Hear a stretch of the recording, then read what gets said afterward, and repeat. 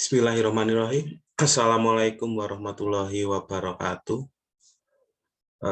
Kepada yang terhormat Ibu Dr. Endah Puspito Jati STP MP, yang terhormat Bapak Budi Wijayanto STP MSc, yang terhormat Ibu Novia Aristi Rahayu STP MSc, dan yang terhormat Bapak Geraldo Adi Nugroho Trimartin STP MSc. Pertama-tama marilah kita panjatkan puji syukur kehadirat Allah Subhanahu wa Ta'ala yang telah memberikan kesehatan, nikmat, taufik serta hidayahnya. Selawat serta salam senantiasa kita sanjungkan kepada junjungan Nabi Agung kita, Nabi Agung Muhammad SAW, yang telah membimbing kita dari masa jahiliyah, masa kegelapan, hingga saat ini menuju di zaman terang benderang. Perkenalkan, nama saya Galih Joko Prakoso, saya mahasiswa RPL Polbang Tanyoma kelas 1I, nomor absen 7.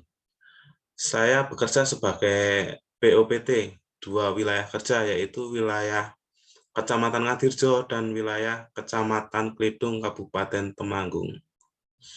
Untuk melengkapi tugas atau tugas UAS yang diberikan pada Ibu Bapak dosen, saya akan mempresentasikan bubuk bawang putih lokal. Sebagai dasar saya memilih produk ini, yang pertama adalah bawang putih lokal Temanggung. Itu sudah ada sejak tahun 80-an, di mana pada saat itu harga jual masih tinggi. Hanya Rp2.000 sampai Rp3.000 per kilogram, tetapi petani sudah sangat untung. Semakin lama dibukalah keran impor, jadi produk bawang putih lokal Temanggung kalah dengan impor. Di Kecamatan Klidung dan Ngadirjo sebenarnya luas wilayah cukup besar. Di Klidung sendiri tahun 2017 luas tanaman bawang putih mencapai sekitar 750 hektar. Sentra bawang putih di Kecamatan Klidung itu ada 2, yaitu di Desa Petarangan sekitar 240 hektar, dan di Desa Kluisan itu sekitar 170 hektar. Ya, itu untuk perkenalan dan pembuka dari saya. Di sini saya akan membawakan tentang bubuk bawang putih lokal, Bapak Ibu dosen sekalian. Ya, bawang putih lokal ini saya kira cukup menarik. Ya, keunggulan produk bawang putih lokal atau garlic powder, aromanya lebih kuat. Ya, secara langsung ataupun tidak langsung, itu kalau kita mencium aroma bawang putih lokal beda dengan bawang putih impor dari China yang dari Tiongkok, mohon maaf, itu lebih aromanya lebih kuat yang bawang putih lokal. Walaupun untuk ukuran bawang putih siungan itu kita kalah besar. Tetapi jangan khawatir, ini dari teman-teman penyuluh dan POPT ini sedang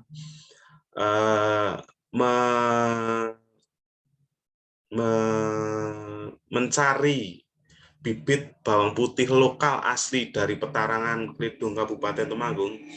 Itu bawang putih geol. Untuk ukuran siung tidak kalah dengan bawang putih cutting ataupun cincau dari Tiongkok. Semoga saja benih nanti bisa tersertifikasi dan bisa dikeluarkan. Nanti tentu saja bisa menambah produktivitas tanaman bawang putih di Kabupaten Temanggung. Nah, tahun demi tahun di keran impor dibuka lebar.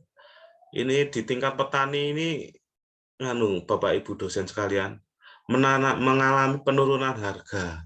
Ya, itu di tahun ini pun harga jual dari petani itu potong basah itu hanya 6.500 sampai 8.000 rupiah per kilogram. Jadi dari pikiran saya itu kalau seumpama ini dibuat produk olahannya lagi dari bawang, tentunya bawang putih dari Temanggung sendiri bisa dari petani bisa diserap untuk dibuat bawang putih serbuk. Nah, ini yang kedua, menciptakan UMKM dan lapangan kerja baru. Ya, tentu saja teknologi pengolahan hasil pertanian juga membutuhkan untuk penanganan juga tentu saja memerlukan tenaga ataupun karyawan untuk memprosesnya. Tentu saja ini juga menciptakan UMKM baru. Alat dan bahan.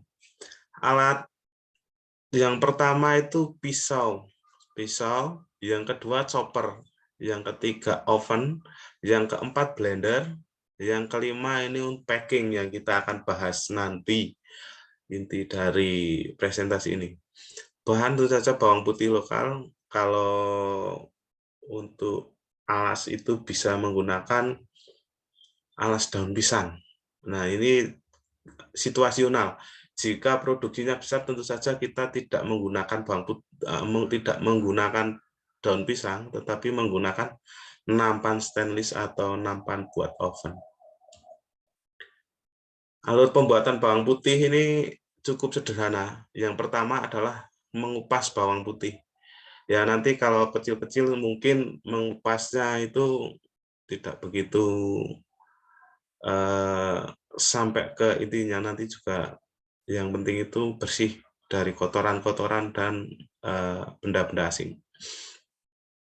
Setelah dikupas bersih, itu nanti langsung saja dicacah ataupun dicoper. Pakai alat chopper itu juga ada, manual juga bisa.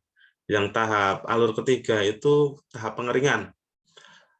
Dalam tahap pengeringan ini, Bapak Ibu dosen sekalian, kita juga bisa menjemur. Itu kalau yang tradisional, untuk yang sedikit kita bisa dijemur, dialasi dengan daun pisang. Atau untuk produksi skala menengah dan besar kita juga bisa menggunakan oven.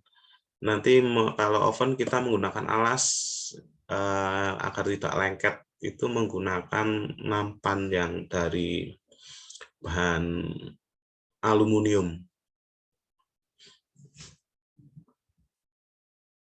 Setelah di oven, nanti kita setelah kering mencapai kadar air yang sudah kita tentukan, yaitu sekitar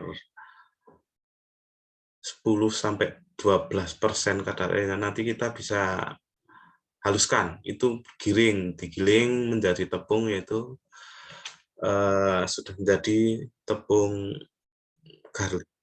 Tentunya sangat sederhana dan simpel sekali, akan tetapi bisa meningkatkan potensi hasil, meningkatkan dalam rupiah, ya, dapat meningkatkan penghasilan untuk masyarakat. Terus yang kelima adalah kita pengemasan bisa dikemas dalam wadah kedap udara atau bisa menggunakan silika gel khusus untuk makanan, ya, untuk menjaga agar tidak lembab. Kalau lembab itu biasanya menggumpal pada tepungnya atau powdernya. Terus, nah ini Bapak Ibu dosen sekalian, ternyata di pasar-pasar online juga sudah banyak. Akan tetapi di sini saya merasa ini produk-produk ini dari bawang putih impor, ya. Sementara bawang putih lokal di sini saya belum menemukan, di online shop saya belum menemukan. Nah, saya memilih desain kemasan seperti ini. Yang pertama itu adalah kedap udara. Jadi bisa dibuka, ditutup simpel, nanti juga bisa dimasukkan silika gel, juga kita bisa untuk menjaga kelembapan sendiri dari produk tersebut.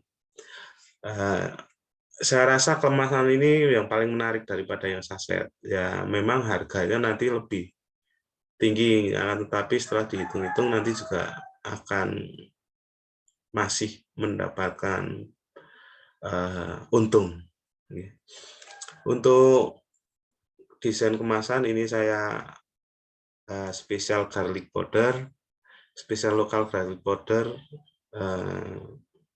dengan tentunya keunggulan tersendiri. Ini desain masih sangat sederhana. Ini juga nanti kalau sudah terrealisasi kita juga menyertakan ingredientnya dan lain-lain untuk deskripsi dari produk ini sendiri.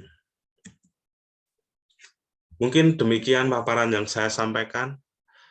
Terima kasih kepada para dosen pengampu, terutama Ibu dosen Indah ini yang telah sabar-sabar membimbing teman-teman mahasiswa RPL dan juga Pak Budi Wijayanto, Bu Novia, Pak Giraldo. Ini terima kasih sekali telah membantu memfasilitasi kami dalam belajar tentunya di Pol Bangtan Zuma.